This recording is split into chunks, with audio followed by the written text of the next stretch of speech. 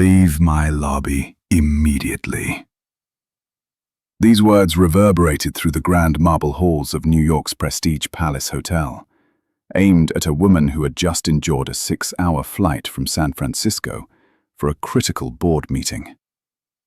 Emily Harper stood stunned in the lavish lobby, her designer bag gripped tightly in her manicured hands, as security guards closed in, treating her like a common intruder.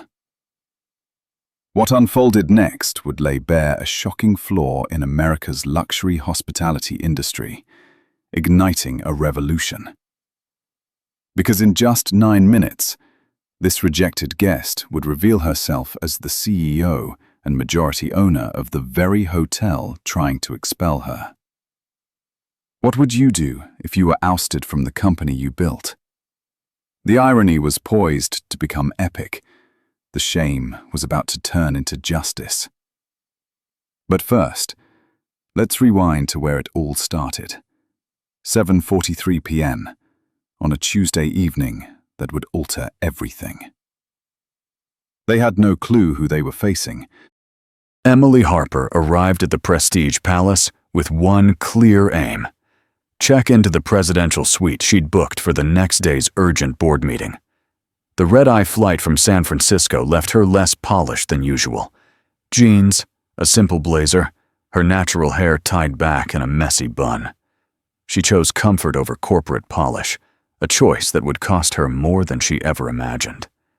The lobby sparkled with its signature grandeur. Crystal chandeliers scattered prismatic light across Italian marble floors. Well-heeled guests glided through with the quiet assurance of wealth. Emily approached the concierge desk, pulling out her platinum card and reservation details. "Good evening," she said to Claire, the young blonde receptionist, her name tag gleaming under the lights. "I have a reservation under Harper, Presidential Suite." Claire's eyes scanned Emily's casual outfit, her face subtly shifting. "I'll need to see identification," she said, her tone tinged with doubt. Emily handed over her driver's license without a word. Claire examined it for an uncomfortably long time, typing slowly on her computer. Her brow creased as she glanced between the screen and Emily's face. "Ma'am, I'll need further verification. This is for our most exclusive suite." Claire hesitated, choosing words to mask the bias in her thoughts. "We must ensure everything is valid." The unspoken judgment lingered like a haze. Emily recognized it, the subtle scrutiny Black people often face in spaces where their presence seems improbable, unwanted, or impossible. Her jaw clenched, but her voice stayed calm. "What further verification do you require? I have my credit card, confirmation number, and ID. What more could you need?" Claire's unease was evident. She glanced around the lobby, catching the eye of Michael Thompson, the night manager. Michael, in his 40s with thinning hair, carried the confidence of 20 years in luxury hospitality. He strode to the desk purposefully. "Is there an issue here?" he asked, his gaze sizing up Emily with clear suspicion.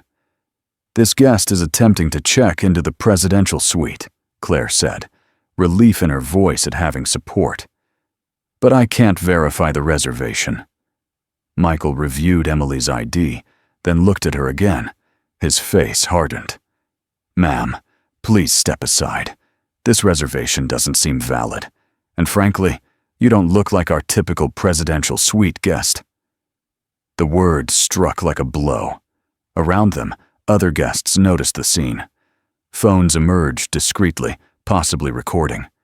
Emily felt the familiar sting of humiliation creeping up her neck, but also a cold, calculated fury.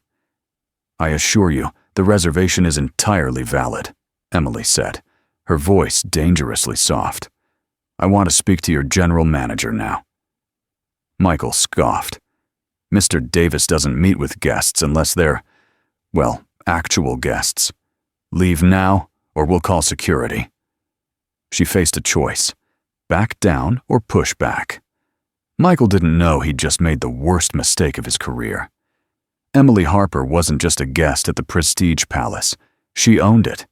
Every marble tile, every crystal chandelier, every Egyptian cotton thread in the suites upstairs. But more than that, she was about to uncover the depth of the issue. The humiliation was swift and brutal. Michael signaled the security team, two burly men who approached Emily with the detached professionalism of seasoned enforcers. The lobby, once humming with soft chatter, fell silent as all eyes turned to the unfolding drama. "Ma'am, we need to escort you out," the lead guard said, motioning toward the exit. Emily scanned the staring faces, some curious, some uneasy with the wrongness of it, a few smugly satisfied to see someone they assumed didn't belong put in their place. Tears threatened, but she forced them back. She wouldn't give them that victory. "This is a mistake," she said one last time, her voice ringing across the marble hall. "A very costly mistake." Her words were ignored. The guards flanked her as she walked to the exit, her heels clicking like a countdown. Each step felt like a mile. Each whisper from the crowd felt like a shout. Outside, New York's cool evening air hit her like a slap. Paparazzi, ever present near the hotel's entrance, snapped photos, assuming this was routine drama. Emily stood on the sidewalk, feeling smaller than she had since childhood, when peers questioned her place in advanced classes, country clubs, or spaces where her presence defied their assumptions. But this was different. They'd crossed the wrong woman. She pulled out her phone with steady hands and called her driver. As she waited, the weight of the incident sank in. It wasn't just personal shame, it was a systemic failure. If this could happen to her, the hotel's owner, what was happening to other black guests, other people of color, whose humanity was doubted before their wealth? The Bentley arrived, and as Emily slid into the leather seats, she made a decision that would change everything.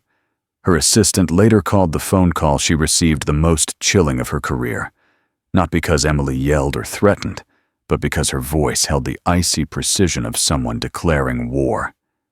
They overlooked one critical fact. Emily didn't speak when her driver asked for directions. Instead, she sat in the Bentley's back seat, her mind shifting from the pain of humiliation to the strategy of justice. 20 years of building her hospitality empire taught her that true power lay not in anger, but in deliberate, precise action. She called Sophia, her executive assistant, who answered instantly despite the late hour. "Emily, how—" "Cancel my morning meetings," Emily cut in, her voice chillingly calm. "I need an emergency board meeting via video in 30 minutes. Don't explain why. Everyone. Now it's almost 9 p.m. on the West Coast." Everyone. Now. Her next call was to Linda, her head of HR. "I need full personnel files for the Prestige Palace night shift, management and below. Disciplinary records, training certifications, guest complaints, everything." "Emily, what's—" "Everything, Linda. Send it to my secure email within the hour." Her third call went to her legal team. Richard Lee, her lead attorney, sounded groggy. "Emily, is everything okay?"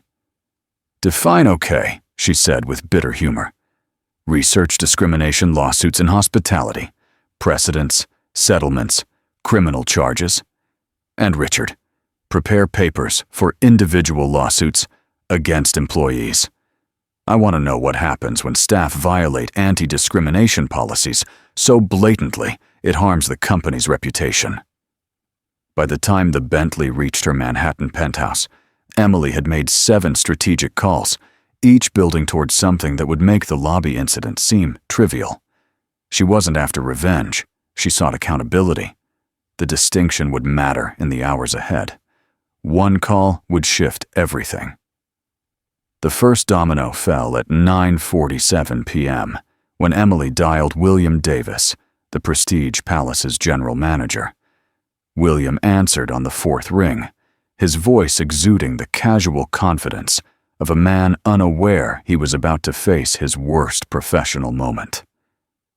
"Davis speaking." "William, this is Emily Harper." A pause. William knew the name. As GM, he'd seen executive memos, but couldn't fathom why the CEO of Harper Hospitality Group was calling him directly so late. "Miss Harper, how can I assist you?" Emily's voice was smooth but razor-sharp. "I hear there was an incident in your lobby tonight. A black woman was removed by your security team. I'd like to discuss how your staff handled it." William shifted to defensive professionalism. "I haven't heard of any incidents tonight, ma'am. If there was a disturbance, my night manager handled it properly. We have strict protocols to ensure the comfort and safety of our legitimate guests." "Legitimate guests," Emily echoed slowly. Interesting choice of words. "Tell me, William, what defines a legitimate guest at your hotel?" "Well, proper ID, valid reservations, appropriate appearance. You understand, Miss Harper? The Prestige Palace upholds a certain standard." A cold weight settled in Emily's chest. "And you're confident your staff acted correctly tonight?" "Absolutely. Michael Thompson is one of our most seasoned managers. If he decided someone didn't belong, I trust his judgment completely." A long silence followed. When Emily spoke, her voice was barely above a whisper. "William, pull the security footage from tonight. The black woman your staff removed from the lobby around 8 p.m. "Miss Harper, I don't think that's necessary. Company policy doesn't typically—" "William, watch it closely. Then call me back." "But why?" "Because," Emily said, her words heavy as stone, "that black woman you're so sure didn't belong. That was me." The silence was absolute. Emily could hear William's breathing falter. When he spoke, his voice was faint. "That's not possible." 30 minutes, William. Watch the footage. Then we'll talk about how impossible it is. William Davis had just made the biggest error of his career. While he scrambled to view the footage, Emily was already steps ahead. Her call to John Morrison, head of security, came at 10:15 p.m. Morrison, unlike William, recognized the authority in Emily's voice instantly. "Miss Harper, I didn't expect to hear from you directly." "John, I need the full security footage from tonight's lobby incident. But more importantly, I need Michael Thompson's employment history. Specifically, any complaints against him." Morrison paused. "Ma'am, I'll be honest. Michael has had issues. 12 formal complaints in 2 years, all from guests of color who felt mistreated." Emily's grip on her phone tightened. 12 complaints, and he's still employed? Management called them isolated incidents, different contexts. He's been with us 15 years, and most complaints didn't escalate beyond initial filings. 3 guests threatened lawsuits. 2 were settled quietly out of court. Company policy was to handle these discreetly to avoid bad press. Emily felt sick. Her own company had buried systemic discrimination to protect its image. "John, what about the new receptionist, Claire?" "Claire Evans, 3 months in, fresh from hospitality school. No diversity training yet. Scheduled for next month." "No diversity training," Emily repeated. "And tonight, she was making judgment calls on guest legitimacy without implicit bias training?" "That's correct, ma'am." Emily closed her eyes, the scale of the institutional failure overwhelming. "John, I need your complete honesty. If you'd seen tonight's footage without knowing who I was, what would you have thought?" Morrison sighed deeply. "Honestly, I'd have thought Michael and Claire handled a potential security issue. A casually dressed black woman trying to access our priciest suite. Without context, it'd look suspicious to me, too." The admission hung heavy. "That's the issue, isn't it, John? The missing context is that black people can be wealthy, that casual clothes don't signal criminality, that questioning someone's right to a space isn't security, it's discrimination." "Yes, ma'am. I see it now." "Good. Because in 15 minutes, everyone else will too." Each call loaded another round in the chamber. Emily's call to Susan Richardson, HR Director, came at 10:32 p.m. Susan, with Harper Hospitality for 8 years, had never heard Emily sound so controlled, so lethal. "Susan, I need Michael Thompson's full file. But first, tell me about our anti-discrimination policies." "We have robust policies, Emily. Annual training, clear customer interaction guidelines, strict complaint protocols." "Then why is an employee with 12 discrimination complaints still serving guests?" Susan's silence stretched long. Finally, she spoke cautiously. "Those complaints were deemed inconclusive. Different views on the same interactions." "Different views," Emily said flatly. "Susan, what's the racial makeup of our management at the Prestige Palace?" Another uneasy pause. "Mostly white.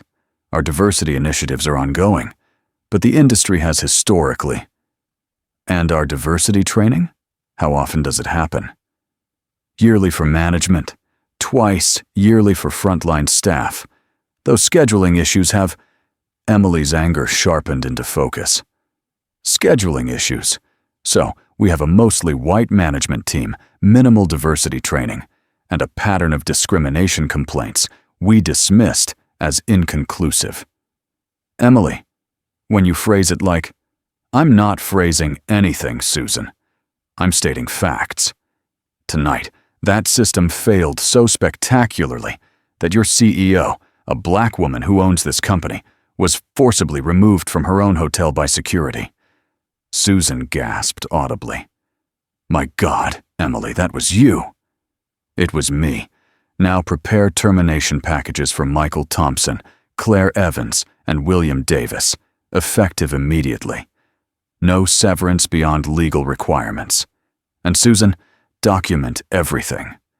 We're about to face scrutiny that'll make those 12 complaints look trivial." The moment of reckoning arrived. At 11:03 p.m., Emily Harper returned to the Prestige Palace, bypassing the front lobby. She used her private key card to access the executive elevator to the 50th floor boardroom, overlooking the city, where in 12 minutes she'd address her board via video. The elevator ride gave her 60 seconds to regroup, from the humiliated woman escorted out 2 hours earlier to the CEO, about to show why crossing her was their costliest mistake. The boardroom was unchanged from 3 days prior.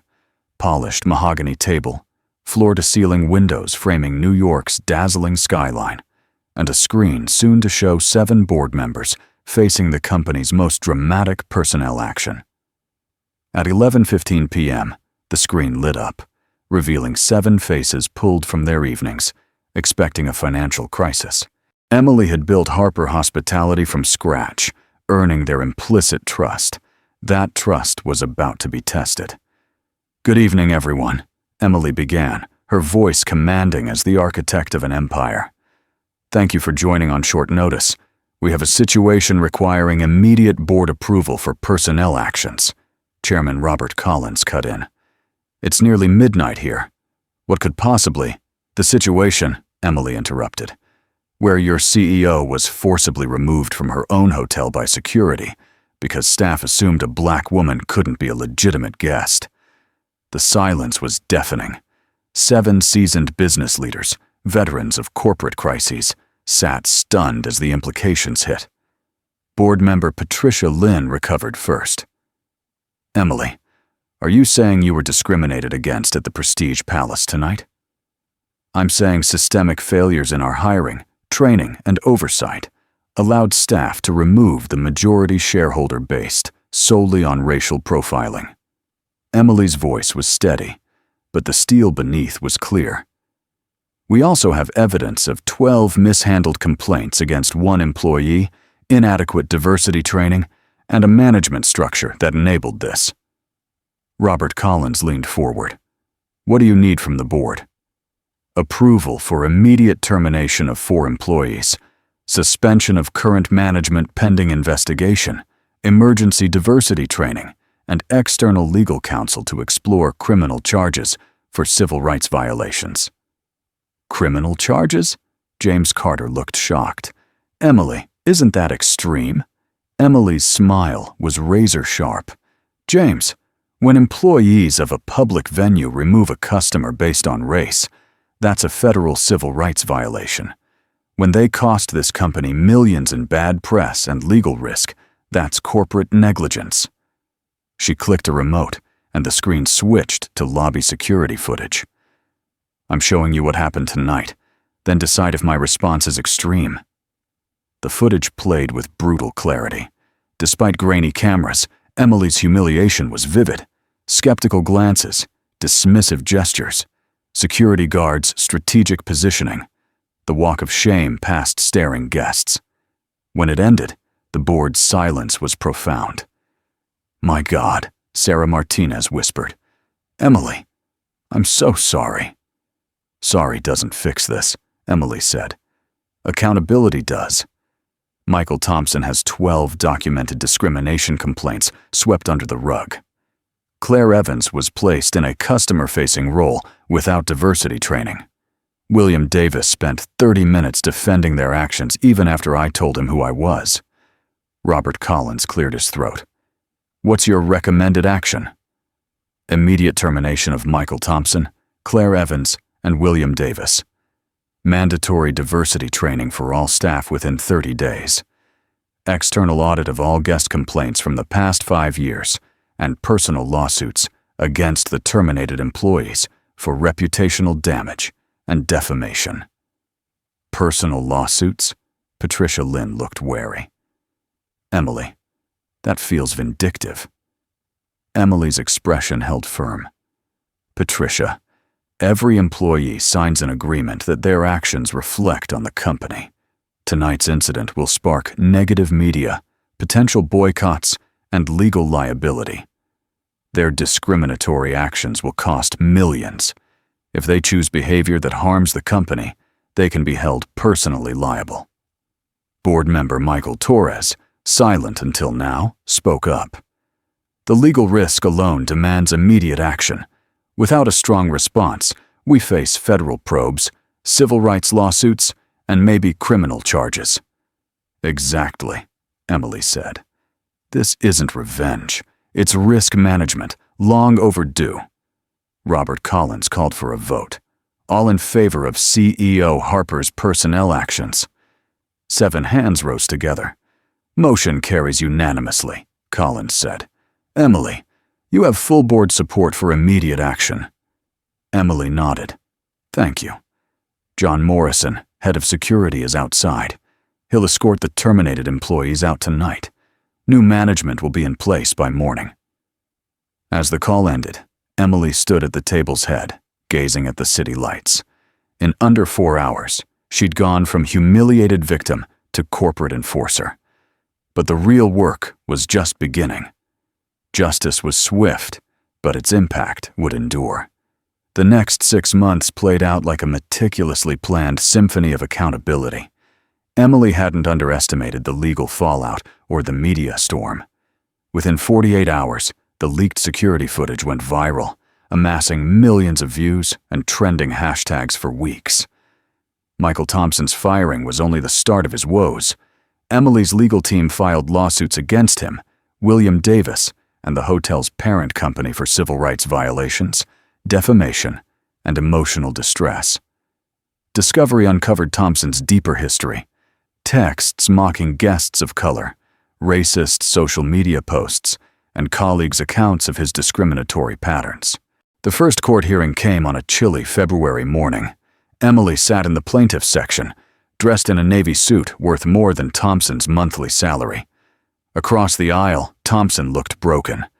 Jobless, facing bankruptcy from legal fees, and blacklisted in hospitality. His public defender argued predictably. "Your Honor, Mr. Thompson followed security protocols. He couldn't have known Ms. Harper's identity, and his actions stemmed from legitimate security concerns, not racial bias." Emily's attorney, Richard Lee, rose, his voice heavy with evidence. "Your Honor, we'll show Mr. Thompson's actions were part of a years-long pattern of discrimination. 12 formal complaints, documented inappropriate comments, and a history of treating black guests differently. This wasn't security, it was racial profiling, violating civil rights and basic decency. The testimony was devastating. Former guests recounted Thompson's treatment. Colleagues detailed his inappropriate remarks. Experts explained how implicit bias training could have prevented it. Thompson's own testimony worsened his case. "I was protecting the hotel's reputation," he claimed. "A casually dressed person seeking our top suite. That's unusual." "Mr. Thompson," Lee pressed, "how many white guests have you questioned for casual dress?" Silence. "How many white guests have you had security removed for not looking like they belong?" More silence. "In fact, that same night, didn't you assist 3 white guests in casual clothes without questioning them?" The courtroom grew still as Thompson's attorney objected, but the damage was done. Footage showed Thompson warmly helping white guests in jeans while treating Emily with hostility. The jury deliberated under 3 hours, delivering a unanimous verdict: $2,100,000 in damages against Thompson personally, $3,400,000 against the hotel company, and a court-ordered mandate for comprehensive civil rights training. As the verdict was read, Thompson collapsed emotionally. His wife had filed for divorce, his home was in foreclosure, and his hospitality career was ruined. Claire Evans, hit with a smaller judgment, worked at a fast food restaurant while attending court-mandated sensitivity training. William Davis fared slightly better, landing a shift supervisor role at a budget motel, but his luxury hospitality days were over. The industry was tight-knit, and word of liability causing managers spread fast. But the reckoning was just starting. The legal win was gratifying, but Emily knew true change demanded systemic overhaul. The Harper Standards became the hospitality industry's benchmark for inclusive service. What began as a reaction to one awful night grew into a robust framework for guest interactions. Hiring was the first focus. Emily required all customer-facing roles to demonstrate cultural competency, not just hospitality skills. Applicants faced scenarios testing their ability to serve diverse guests equally. Training became rigorous and continuous. Instead of forgettable annual workshops, Emily introduced monthly simulations, quarterly reviews, and immediate coaching for bias. Guest interactions were monitored by diverse mystery shoppers, with discrimination leading to instant termination. The boldest change was accountability. Guest complaints were probed by external auditors, not internal staff protecting colleagues. Settlements became public admissions of failure, detailing corrective steps. The Harper Standards spread beyond Emily's hotels. Competitors, pressured by civil rights groups and boycott threats, adopted similar measures. Industry conferences hosted inclusive hospitality panels. Hotel management schools added cultural competency courses. Within 2 years, discrimination complaints in luxury hospitality dropped 67%. Guests of color reported welcoming experiences where they once felt excluded. Emily received countless letters from travelers thanking her for making hostel spaces accessible. The economic impact was huge. Hotels adopting the Harper Standards saw more bookings from diverse clients, positive media, and lower legal risks. Crisis management turned into a competitive edge. Emily testified before congressional committees on public accommodation, discrimination. Her story became a business school case study on crisis and social responsibility. She spoke at civil rights conferences, diversity summits, and hospitality events. The most poignant recognition came unexpectedly. The NAACP gave Emily their Corporate Leadership Award, not for being a successful Black CEO, but for leveraging her role for systemic change benefiting all. Change wasn't optional, it was unstoppable. 2 years after that humiliating night, Emily Harper stood at the National Civil Rights Museum's podium, reflecting on her journey from victim to changemaker.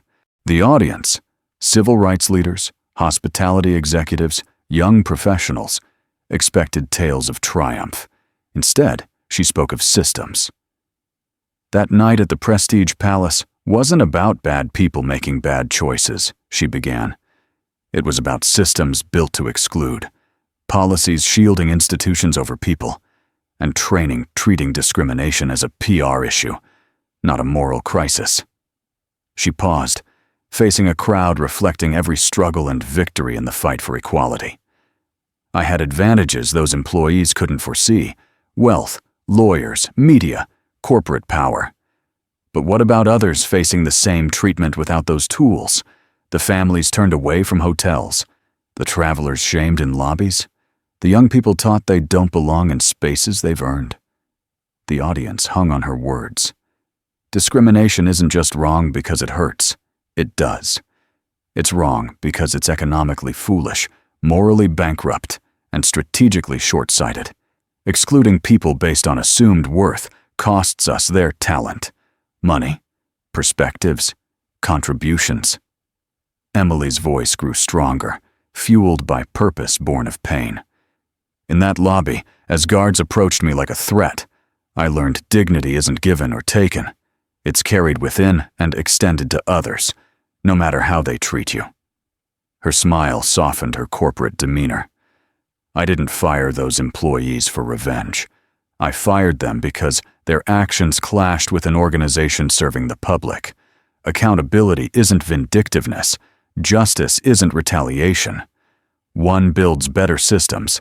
The other fuels harm. The standing ovation lasted 4 minutes. The conversations afterward mattered more.